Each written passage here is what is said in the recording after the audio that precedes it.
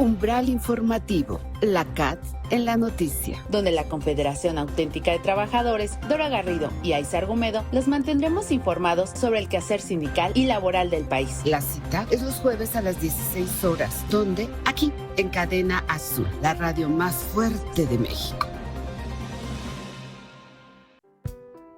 Hola, ¿qué tal? ¿Cómo les va? Bienvenidos a la emisión número 16 de Umbral Informativo, la CAT en la noticia.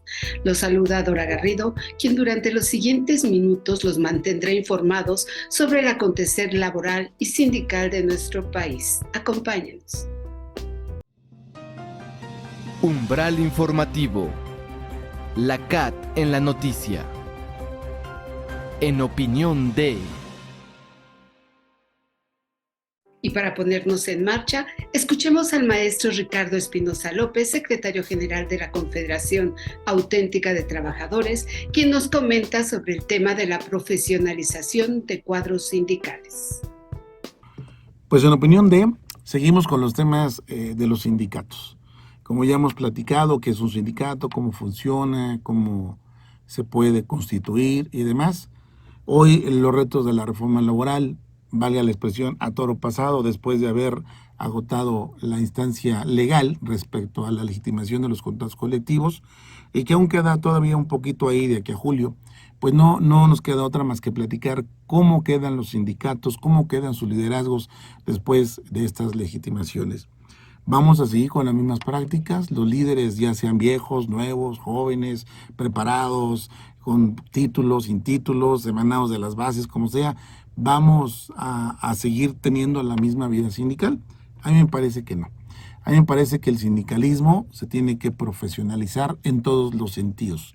Tiene que ser mucho más responsable, mucho más capacitado, mucho más informado. Tiene que tener líneas de acceso directo hacia los trabajadores de ida y vuelta, cómo bajar información, cómo subir información, una mejor comunicación con las empresas. Me parece que eso es fundamental, la manera en que los trabajadores se comunican con sus sindicatos, los sindicatos y líderes se comuniquen con las empresas de ida y vuelta. Creo que ahí vamos a encontrar un nicho de oportunidad para que todo el mundo progrese.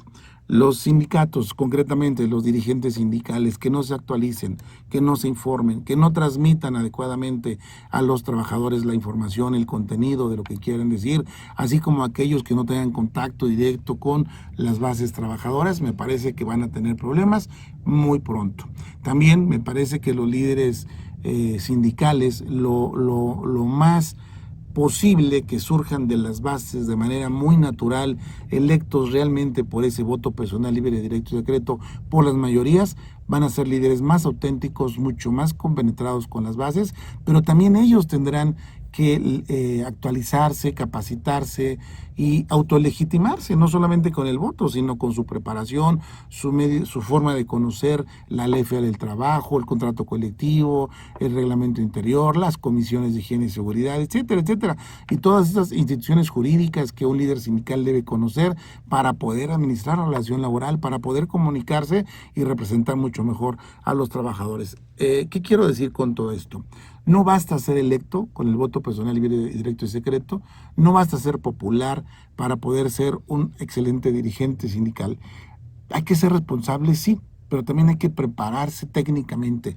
Me parece que estamos entrando a una etapa de la cultura de la legalidad, donde el líder sindical debe conocer aspectos de la ley del trabajo, aspectos de su contrato, aspectos de derechos internacionales, de derechos humanos. Hoy el hostigamiento, el maltrato, la discriminación, pues también tenemos que cuidar que no suceda. Por lo tanto, tenemos que distinguir nosotros entre hostigamiento, acoso, discriminación, también en la perspectiva de género se tiene que saber lo que es la equidad, la igualdad, la proporcionalidad, las oportunidades para cualquier persona de ser electa y elegir.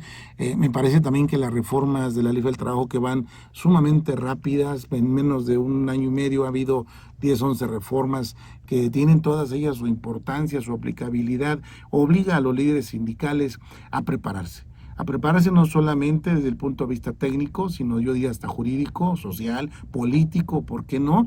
Para enterarse de qué pasa en el país, qué pasa en el mundo, para poder representar de manera más efectiva a las trabajadoras y los trabajadores de México. Hoy también con los movimientos de los trabajadores del hogar, el teletrabajo, el outsourcing, son muchos temas que se vuelven a veces técnicos y que a veces los trabajadores no alcanzamos a ver, pero que hoy estamos obligados a preguntar, a informarnos, a capacitarnos, pues para poder, pues ahora sí que trabajar mejor con los mismos trabajadores en cuanto a la representación que se ejerza, ¿no? Y desde luego que la comunicación con las empresas se debe buscar la mejor empatía con los departamentos de recursos humanos, con los departamentos de operación, porque parece que cada quien va por su lado, ¿no?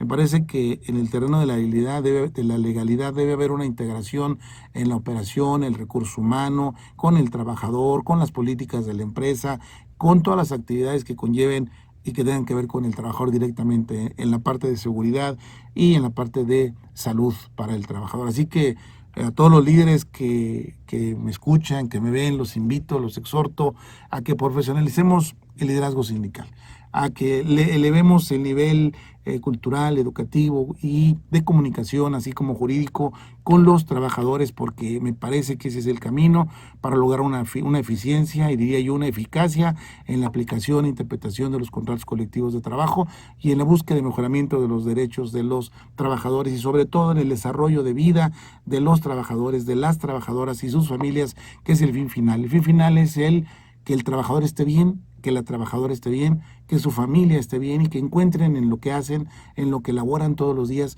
una esperanza de desarrollo sustentable para que todo el mundo mejore su calidad de vida. Muchas gracias y el reto es mayor. Saludos. Umbral informativo. La CAT en la noticia. La entrevista. Nuevos tiempos, nueva ley federal del trabajo y nuevos liderazgos sindicales. De ahí que el día de hoy el licenciado Marco Antonio Villanueva Camorlinga hable para Umbral Informativo La CAT en la Noticia sobre sus inicios en la vida sindical. Hola, ¿qué tal amigos? Bienvenidos a nuestra emisión número 16 de Umbral Informativo. El día de hoy tenemos como invitado al licenciado Marco Antonio Villanueva Camorlinga, delegado nacional de Acción Juvenil de la Confederación Joven de México, Sindicalismo Actual. Bienvenido, licenciado. Hola, ¿qué tal? Buenos días. Muchas gracias por darme apertura a este canal de difusión y de investigación laboral. Gracias. Pues para dar un poquito lo que es el marco de referencia, nos gustaría que nos platicara qué es la Confederación Joven de México y hace cuánto tiempo surgió.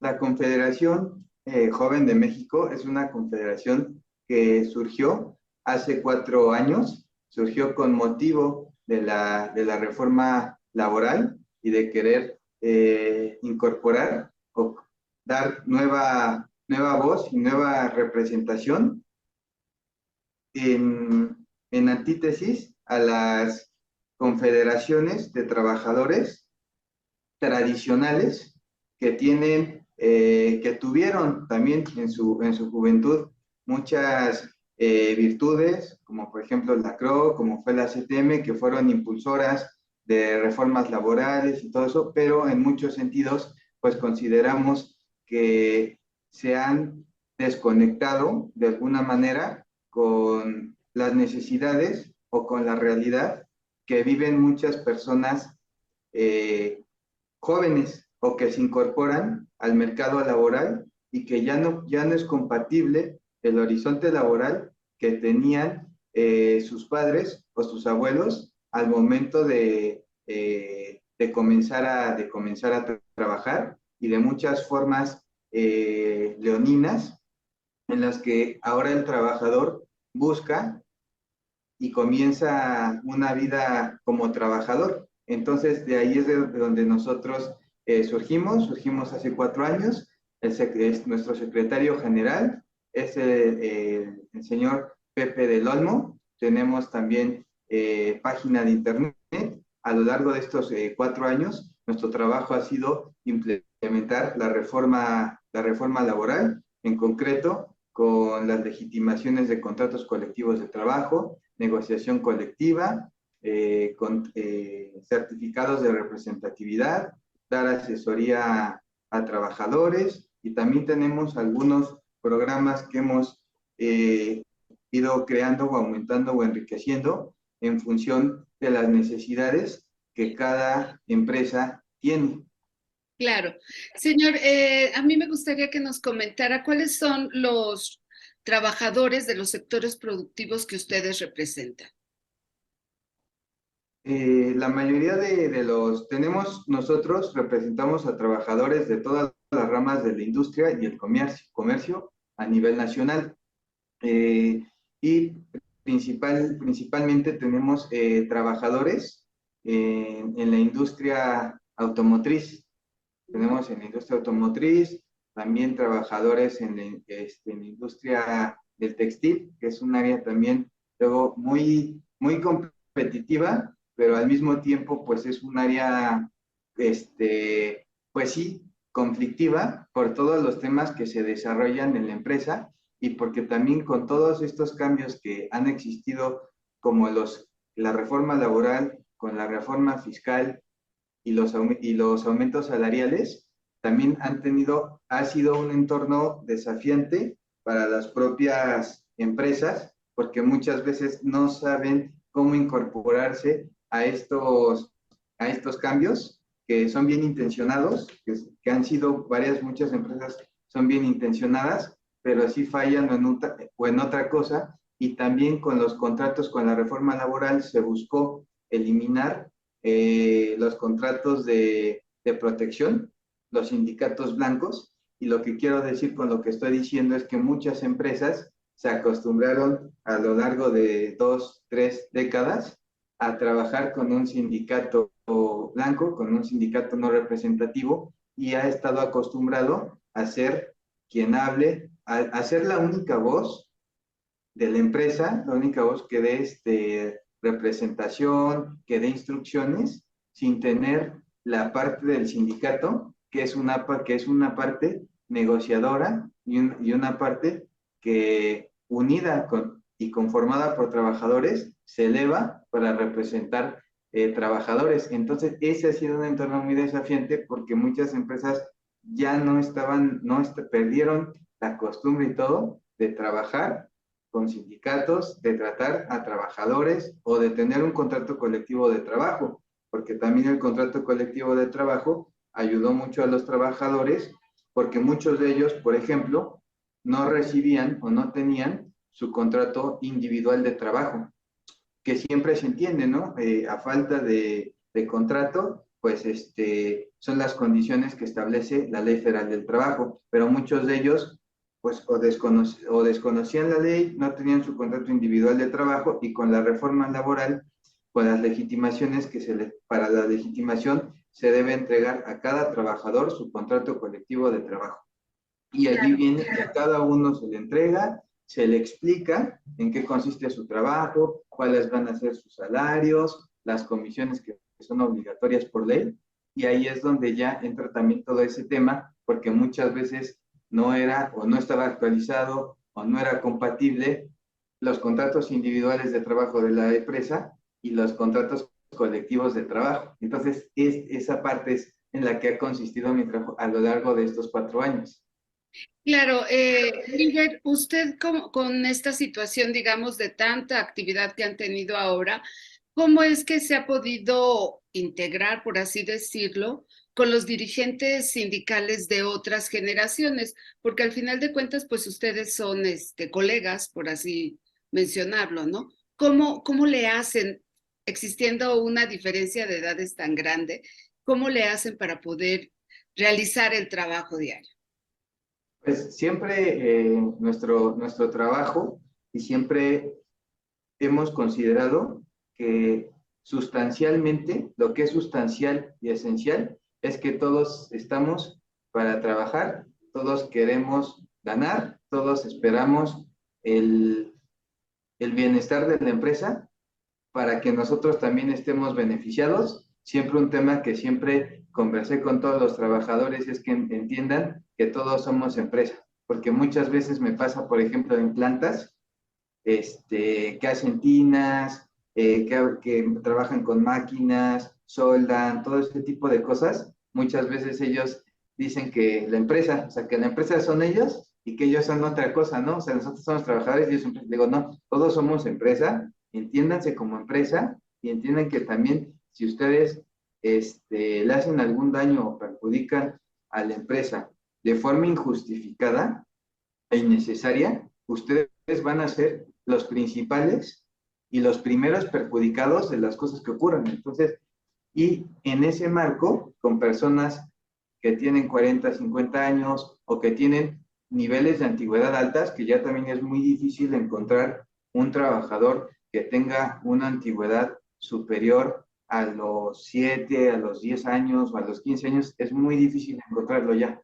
Pero tenemos trabajadores que tienen, y generalmente quienes más, en un principio, quienes más, con más entusiasmo y más confianza nos ven, son generalmente las personas que tienen de 40 a 50, de 30 a 50 años en adelante, porque ellos sí tienen la memoria de lo que fue, de lo que significó y lo que representó en su momento un sindicalismo activo, lo que eran las marchas, lo que eran las huelgas, lo que eran las banderas negras con rojo, y entonces, y a los jóvenes, pues también los hemos jalado en esa parte, porque pues también muchos de ellos son trabajadores, por ejemplo, en industrias productivas o en áreas industriales, que son trabajadores que a los 22, a los 20 años ya están trabajando y ya tienen un hijo, por ejemplo. Entonces, esos trabajadores son los que ya tienen las necesidades de, de un hombre de familia, de una persona de familia que tiene que ver por su esposa, que tiene que ver por sus hijos y que ya le interesa cotizar, por ejemplo, tener seguridad médica, tener una vivienda, cotizar en el IMSS, ver cómo está cotizando, cuánto está cotizando, en qué momento puede comprar su vivienda. Ese es el tema con muchos trabajadores, por ejemplo, en la industria productiva. Y ahí siento que esa parte los ha jalado mucho, que aunque somos muy diferentes, todos necesitan desayunar, todos necesitan comer, todos tenemos una familia, porque aunque no tengamos hijos, todos tienen que ver por su mamá, por su padre o por alguno de sus hermanos, porque todos tenemos cosas que sean valiosas para nosotros, cosas que amemos y que tenemos que cuidarlas y que tenemos que preservarlas. Entonces, eso es lo que nos ha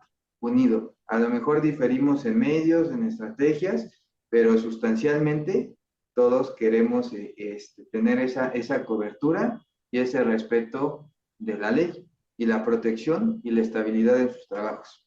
Claro, pues licenciado, desafortunadamente el tiempo nos llegó, se nos acabó, pero pues le damos las gracias, esperamos verlo pronto para que nos platique cómo han avanzado con esta propuesta y bueno, pues es la renovación del sindicalismo en México. Umbral informativo, la CAT en la noticia. Hablemos de...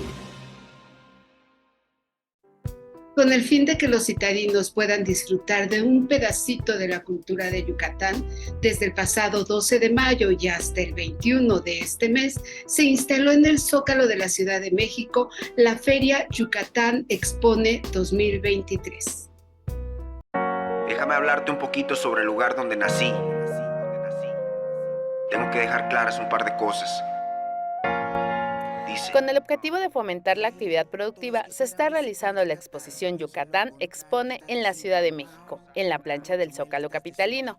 La exposición cuenta con más de 150 stands, 270 expositores y 800 artesanos, como Milton Elvir Hernández, que realiza tallado en madera. Como lo aprendí desde muy niño, me he dedicado a ese trabajo, pues a veces por necesidad, ¿no? Pero también por gusto, porque es un trabajo muy, muy bonito, me llena muchísimo de poder ejercerlo, ¿no? Y no encuentro otra cosa para hacer más que esto. Bueno, esta pieza es un retablo en una madera que nosotros le llamamos piche ahí en Yucatán. Es un retablo de 2,5 metros por 70 centímetros.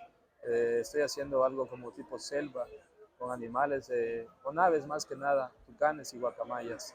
En este caso le digo son unos tucanes, unas guacamayas. Entonces tenemos aquí tenemos como un mangle donde están las guacamayas, los tucanes, tenemos hojas, tenemos diferentes tipos de frutos. Todavía no están detallados, por eso no los notan. Pero aquí viene esto y aquí lleva como unas semillitas, ¿no? Se supone que están aquí las aves pues comiendo, ¿no? Alimentándose. Se cuenta con la presencia de distintos restaurantes. Uno de ellos está a cargo del chef Carlos Guillermo, presidente de la Federación Gastronómica de Yucatán. El tema de gastronomía, ¿no? Pues aquí lo estamos presentando al wedge y a ver si lo pueden ver por allá. Está hermosísimo, es el trabajo de nuestros artesanos, hecho totalmente a mano y pues que puede decorar perfectamente su casa. Y en el caso de la gastronomía trajimos 4 restaurantes en donde la Federación Gastronómica de Yucatán se encuentra presente con 4 cocineros tradicionales, 2 mujeres, 2 caballeros, y pues que están deleitando a toda la Ciudad de México con la cochinita de lechón, que de hecho tuvimos una nota el día de ayer donde se rompió el récord con 2.5 toneladas de cochinita de lechón pues ofrecidas aquí al público. Hemos tenido muy buena aceptación, estamos muy contentos y pues bueno, invitamos a todos a que vengan a disfrutar de esta experiencia en Yucatán Expone de 10 de la mañana a 9 de la noche. Siendo presidente de la federación, ¿qué significa estar representando a todo un grupo pues, de artesanos de la cocina, de la gastronomía? Claro, ese es parte de la misión de este evento Yucatán Expone, el poder mostrar las artesanías que ofrece Yucatán, entre ellos, como bien dijiste acertadamente, el tema de la gastronomía que es hecha por manos yucatecas y que se ofrece de corazón a todos los que nos ven aquí en la capital del país y que vienen a disfrutar pues, de estos alimentos, ¿no? Es una gran responsabilidad, sin duda, el poder liderar los esfuerzos para la proyección, para la vinculación y la promoción de nuestros cocineros, cocineras tradicionales, productores también, restaurantes que están vinculados a la Federación Gastronómica. Es una gran responsabilidad y la hacemos con mucho gusto porque lo que se hace de corazón seguramente siempre sale bien. Y hablando de esta parte de corazón, no solamente estás enseñando al público, a la Ciudad de México y el resto del mundo, sino también en esta ocasión invitaste a varios alumnos para que aprendieran de tus manos. ¿Qué significa para ti esa parte de la educación? Lo mencionas acertadamente. Efectivamente tuvimos la participación de varios alumnos de una universidad y pues la verdad es que es una gran responsabilidad primero que nada porque no nada más tienes en tus manos el desarrollo de estos alumnos, sino que es tu responsabilidad el poder promover en ellos y seguir sembrando esa semillita de la pasión por la gastronomía, ¿no? Hoy por hoy estos chicos que se animaron a apoyarnos aquí y a otros restaurantes en la expo, pues obviamente han tenido la oportunidad de poder palpar de viva mano cómo es la gastronomía yucateca, cómo se desarrolla, cómo se realiza un lechón al horno, una cochinita pibil, cómo se hace el marinado, incluso la interacción con la gente para aquellos que desean emprender un restaurante o trabajar en un restaurante. En fin, y la convivencia entre todos nosotros, la verdad es que es muy bonita, muy positiva y yo creo que se llevan una gran experiencia y un gran amigo de aquí de Yucatán. El profesionalismo es muy importante en todas las áreas, es así que el chef Carlos Guillermo invitó a participar a alumnos del Centro Universitario Yestur para poner manos a la obra y aprender más sobre la gastronomía yucateca. La estudiante Isa Bautista afirma que el trabajo en equipo y la comunicación son la base de todo trabajo. He enseñado muchas cosas que yo no sé del estado de Yucatán y también gracias al chef Carlos he aprendido mucho, tanto técnicas de cocción, ahora sí que la receta tradicional de la cochinita y del lechón. Es una experiencia muy bonita y nosotros como estudiantes deberíamos de aceptar todas las experiencias que necesitamos para que todo eso nos llegue a nosotros y tengamos toda la sabiduría de todos los estados de nuestro querido México. Para mí ha sido una experiencia muy bonita, la verdad. Yo pensé que iba a ser un evento un poquito más pequeño y cuando llegamos los fines de semana, fue muy pesado, pero fue muy divertido. Teníamos fila hasta la entrada del Zócalo y era estrés, orden en la cocina y era muy, muy estresante todo, pero lo llevamos a cabo con ponernos de acuerdo todos y estar bien en comunicación más que nada. La exposición se realizará hasta el 21 de mayo en un horario de 10 de la mañana a las 9 de la noche. La entrada es gratuita. No te la puedes perder. Soy Aiza Argumedo. Umbral informativo. La CAT en la noticia. A 105 años de fundada la CROM y durante su convención número 71 dejó de manifiesto que es crucial para el desarrollo del país fortalecer el tripartismo de manera responsable entre los trabajadores a través de los sindicatos, el Estado y la empresa. Durante los trabajos de la 71ª Convención Nacional de la CROM, se reiteró el llamado a la unidad, al trabajo y a la responsabilidad compartida para seguir caminando con rumbo y de la mano empresas, instituciones y trabajadores. El líder de la central obrera más antigua del país, el maestro Rodolfo González Guzmán, estableció fortalecer el tripartismo de forma responsable entre los trabajadores a través de los sindicatos, el Estado y las empresas, ya que dijo es crucial para el desarrollo del país y de los propios trabajadores, por lo que es indispensable enfocar las relaciones entre estas figuras en el diálogo y la comunicación efectiva. González Guzmán señaló que la CROM ha tenido en la historia la capacidad de entender y ajustarse a los nuevos tiempos, así como de adaptarse a los nuevos esquemas y políticas. Lo más importante para ello, dijo, es el apoyo y confianza de los trabajadores hacia la Organización Sindical Nacional como a sus líderes.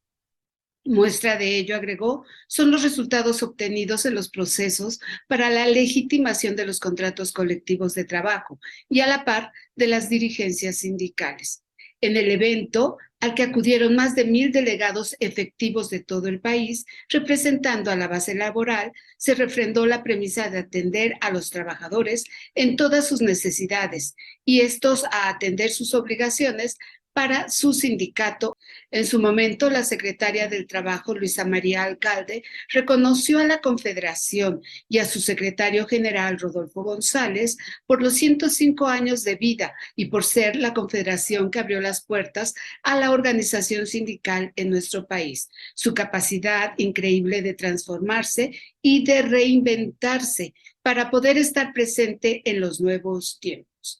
Junto con la CROM y las organizaciones sindicales, expuso, se terminó con los 40 años de política de contención salarial, de la precarización del trabajo y de ignorar a los trabajadores. Y en tan solo 4 años y medio se impulsó una reforma laboral de la que, dijo, debemos sentirnos profundamente orgullosas y orgullosos por los cambios logrados en favor del trabajador. Y enumeró los logros alcanzados de la mano de los trabajadores, como son el incremento al salario mínimo, donde recuperamos el 90% de su poder adquisitivo, para pasar de 2,800 pesos hace 4 años a 6,310, un cambio radical. Se logró acabar con la subcontratación abusiva, se reformó la ley para pasar de 6 a 12 días de vacaciones en el primer año de trabajo, así como que se modificó el sistema de pensiones para bajar las semanas de cotización, incrementar la aportación patronal y garantizar que mínimamente los trabajadores puedan obtener por lo menos el 70% de su salario. Asimismo, dijo, se modificó el sistema de justicia laboral, se cerraron las juntas y se abrió un nuevo modelo que hoy está dando buenos resultados. Se replanteó el modelo de libertad y democracia sindical para que los sindicatos se fortalecieran y a través de la democracia se logró la hazaña de que en 4 años consultar a la gente si estaba o no de acuerdo con sus contratos colectivos y sus dirigentes. Y la gente salió a votar 4 millones de mujeres y hombres lo hicieron y hoy dan la tranquilidad y la certeza de que cuando hablamos de sindicatos y de contratos colectivos, hablamos de aquellos que defienden los trabajadores, sus intereses y que no los puso el patrón. Finalizó diciendo que así hoy tenemos la enorme oportunidad, bajo este nuevo modelo, de reinventar el sindicalismo, de convencer a los jóvenes que es mucho mejor estar organizados que pelear solos. Solo un dato, los contratos colectivos verdaderos tienen una diferencia salarial de 19% con los que desaparecieron. Así no podemos desaprovechar estos tiempos y la oportunidad de avanzar en la conquista de derechos. En su momento, Alejandro Contreras Durán, también dirigente de la CROM, planteó la necesidad de adecuar la Ley Federal del Trabajo en su fracción octava del artículo 127, pues dijo resulta inconstitucional hablando con respecto a la participación de utilidades. Rodolfo González Guzmán se refirió a lo mismo y señaló que si bien se incluyó ese criterio a partir de la reforma de subcontratación de hace 2 años, lo correcto, indicó, es que se aplique lo que más le convenga al trabajador, no a la empresa, porque hay casos donde la participación de los trabajadores en las utilidades es mayor a los 3 meses.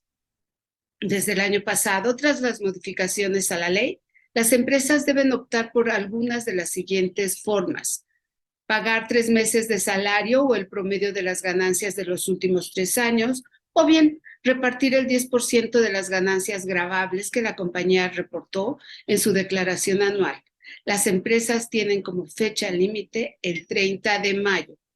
Por lo que toca a la legitimación de contratos colectivos, González Guzmán aseguró que tras vencer el plazo legal el 1 de mayo, lograron validar con el voto de los trabajadores alrededor de 1,800 de esos pactos. Agregó que al vencer el periodo de desahogo de consultas el próximo 31 de julio, la CROM se enfocará a solicitar constancias de representatividad, particularmente en las ramas automotriz, alimentación, seguridad, puertos y textiles. Umbral informativo, la CAT en la noticia. Hablemos de... A continuación, Ais Argumedo nos informa todo lo referente a la empresa Casas Idea.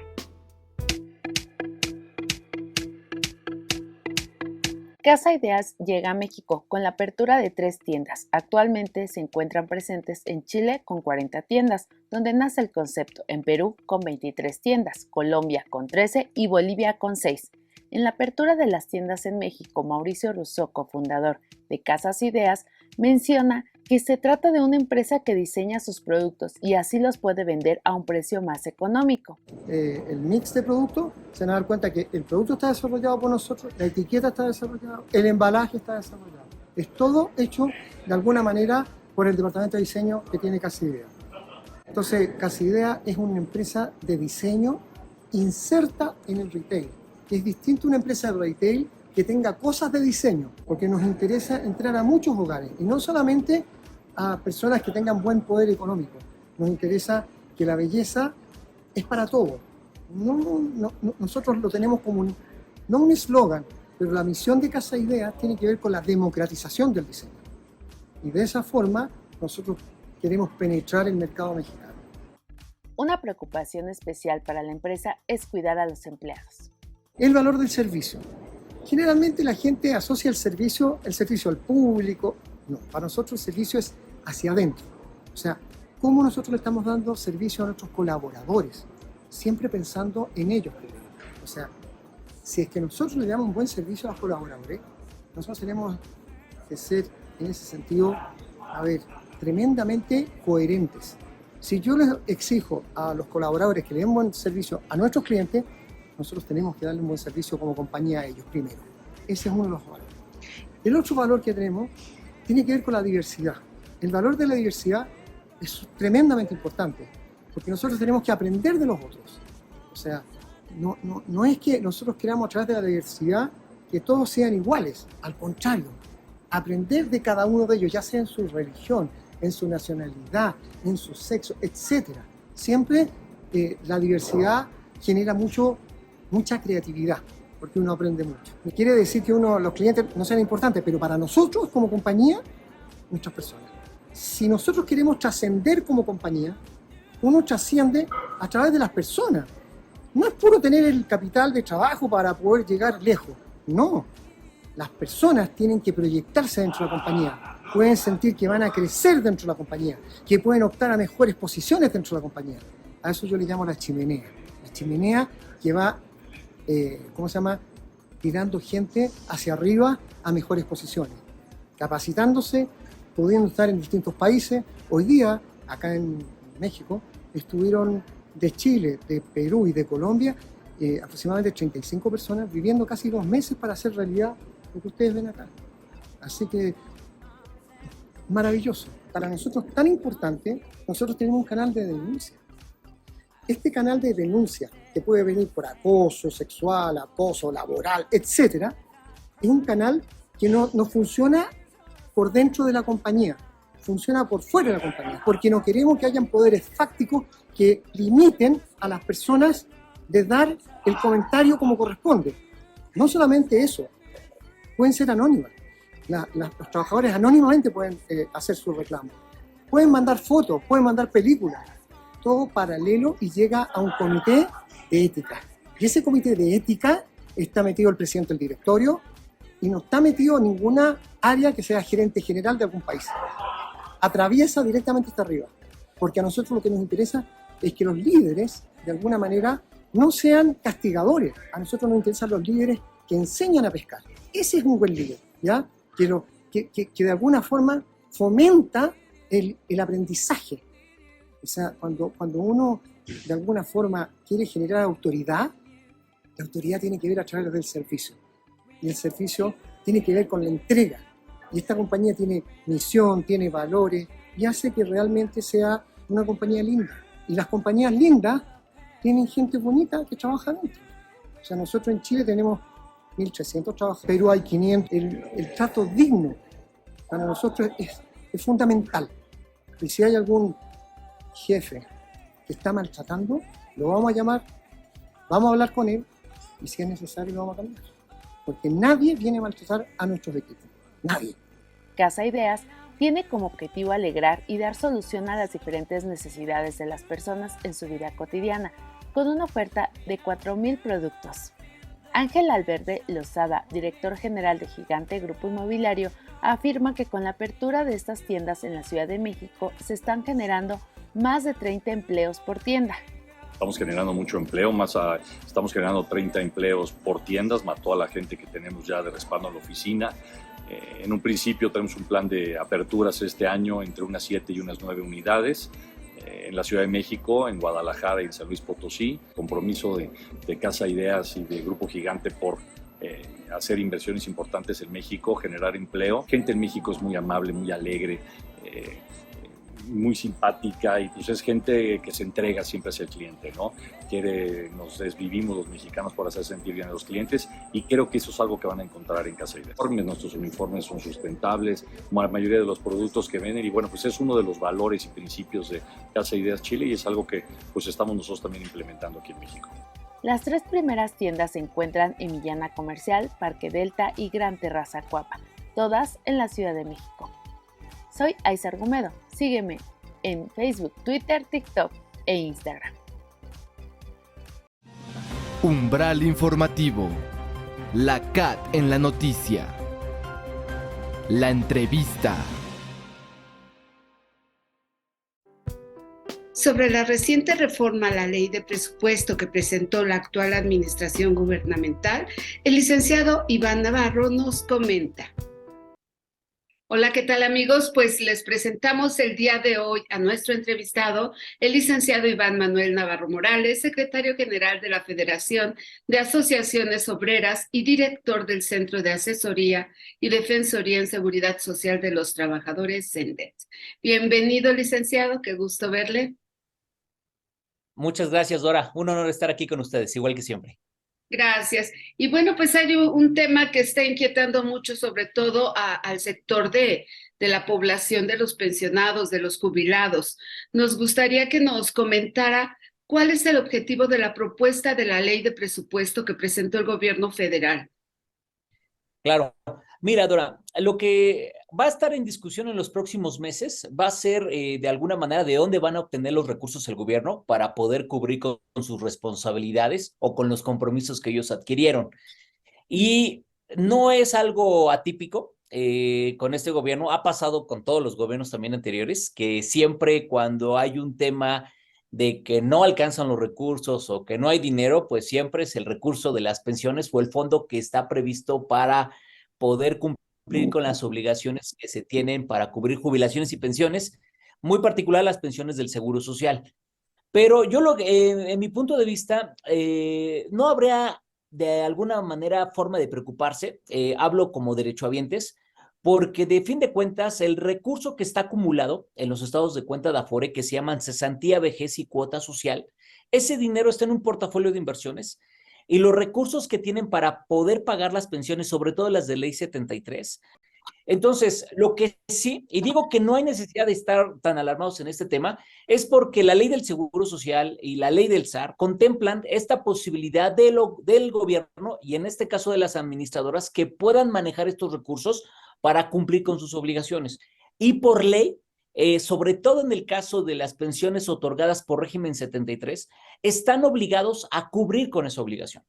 En caso de que haya un mal manejo de estos recursos, va a ser el gobierno el que va a tener que destapar otro hoyo para poder pagar estas obligaciones que tienen. El hecho de que haya un mal manejo en estos recursos no significa que vaya a haber una suspensión al pago de pensiones o que no haya dinero para pagar. No considero, a mi opinión, que se encuentren en esa situación, ¿no? Evidentemente he escuchado algunos videos de senadores o de algunos sectores preocupados por este tema, que sí, tienen razón, porque el hecho de un mal manejo ahorita va a afectar las finanzas del instituto en unos años, evidentemente. Pero como derechohabientes y hablando con respecto a los trabajadores, los recursos que están ahí realmente nunca han tenido ellos opción de ver dónde se invierten, dónde sí o dónde no se invierte este dinero. Esa es potestad, en este caso, tanto del Estado y es potestad del Consejo Técnico y en el caso de los que estamos en la nueva ley del Seguro Social, de las administradoras del Fondo para el Retiro para determinar dónde van a invertir estos capitales. Lo que sí es de que el importe y el pago de las pensiones es una obligación que tiene el Estado y lo tiene que cumplir forzosamente. Tengan o no tengan recursos, tienen que pagar por mandato de ley. Y para eso está, desde luego, el Poder Judicial, en caso de que ellos no lo llegaran a hacer. Claro, o sea, por decirlo así, aunque toman, si es que se pudiera que tomaran todos esos fondos de pensiones y de vivienda, o sea, de todas formas el gobierno verá de dónde y tiene que pagar las pensiones. Exacto, tiene la obligación por ley de poder pagar esas pensiones en los términos que la ley prevé. Si son personas que pagaron incluso un seguro voluntario, modalidad 40, y tienen una pensión más alta y el que tiene la pensión mínima, tiene la misma obligación del Estado de respetar y mantener este pago, ¿no? Entonces, por eso, yo veo muy complicado que puedan disponer de esos recursos, de esa reserva que tienen para el pago.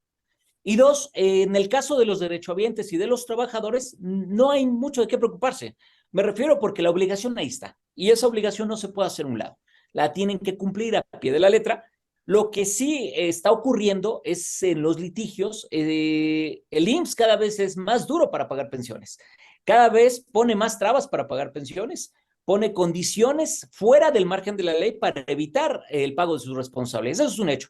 Lo que sí puede generar que hagan un mal manejo de estos recursos es que el IMSS todavía endurezca aún más la política que tiene de no pagar las pensiones de forma correcta.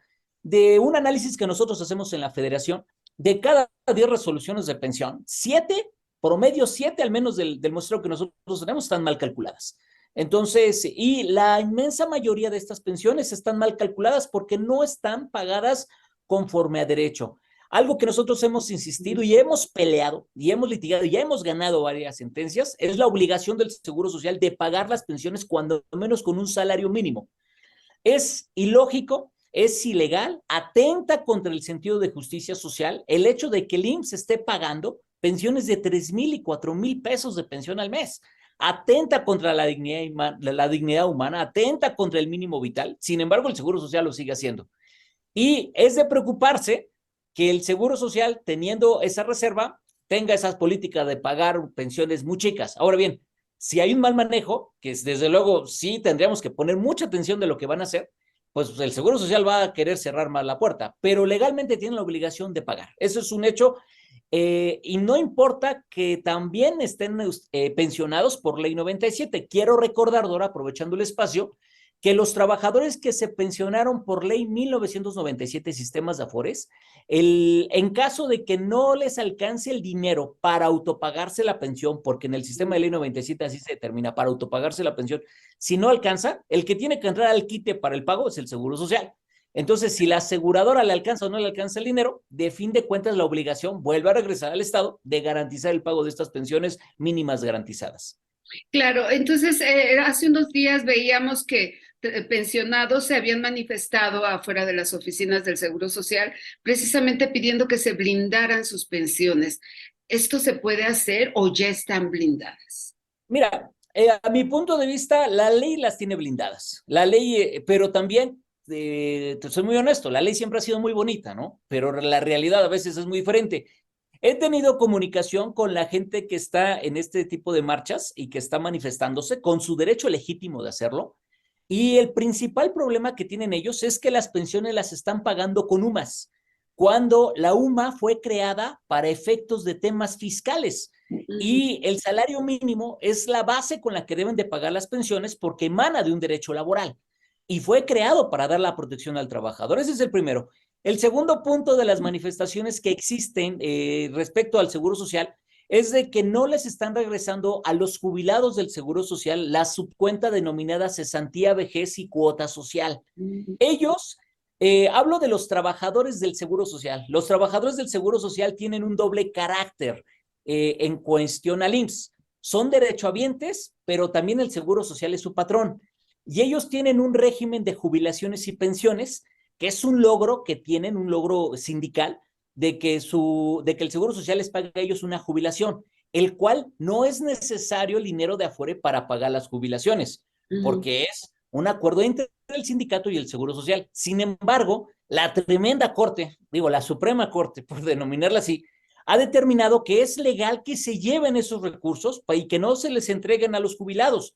Y ese es parte del enojo que se tiene. Son esos dos conceptos primordiales, Dora. Una, que no les están pagando la pensión con salarios mínimos, y la otra, que en el caso de los jubilados no les están regresando a su cuenta de cesantía, vejez y cuota social, al cual sí tienen derecho porque su pensión jubilatoria del IMSS no los utiliza para efectos del pago. Y esto es una conquista de su contrato colectivo, que no se los han querido reconocer. Entonces, ese es el punto de las manifestaciones principalmente que han existido en los últimos días y en los últimos meses, porque no es un tema reciente. Claro. Licenciado, una pregunta. ¿Cuánto es si hay un mínimo para poderse tener una pensión, hay un máximo también para una pensión? La ley del Seguro Social, en el artículo 33, establece que el pago máximo para el cálculo de pensiones son 10 salarios mínimos, no 10 sumas, 10 salarios mínimos. Ahora bien, el Seguro Social de unos años para acá, particularmente de 2015, 2016 para acá, ha establecido que puede pagar las pensiones hasta con 25 veces sumas, pero que en caso de que el derechohabiente los demande, sí van a hacer efectivo lo que dice el artículo 33 de Ley 73, que el tope son 10 veces el salario mínimo. De hecho, hay una jurisprudencia firme donde establece que esos pagos tienen que estar topados. Ojo, este pago es topado solamente en caso de litigio. De forma administrativa, el IMSS sigue pagando las pensiones con un tope. Para que te des una idea, me ha tocado ver pensiones promedio de 60,000 pesos en este año 2023. Claro, son personas que traen más de 2,000 semanas cotizadas, 65 años y pagaron 5 años de modalidad 40 con salario topado. Entonces, porque esto de la modalidad 40 a veces también se maneja como si fuera una receta mágica y no es así.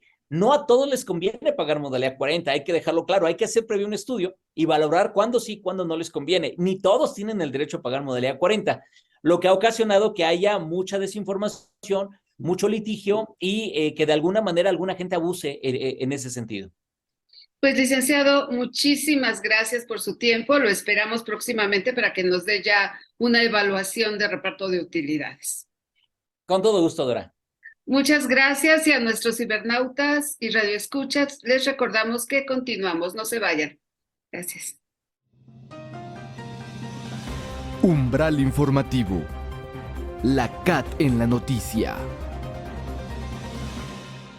Y bien amigos, hemos llegado al final de nuestra emisión del día de hoy, pero antes de despedirnos les damos las gracias al equipo de producción de Umbral Informativo, la CAT en la noticia, y les recordamos que los esperamos la próxima semana aquí en Cadena Azul, la radio más fuerte de México. Hasta la próxima.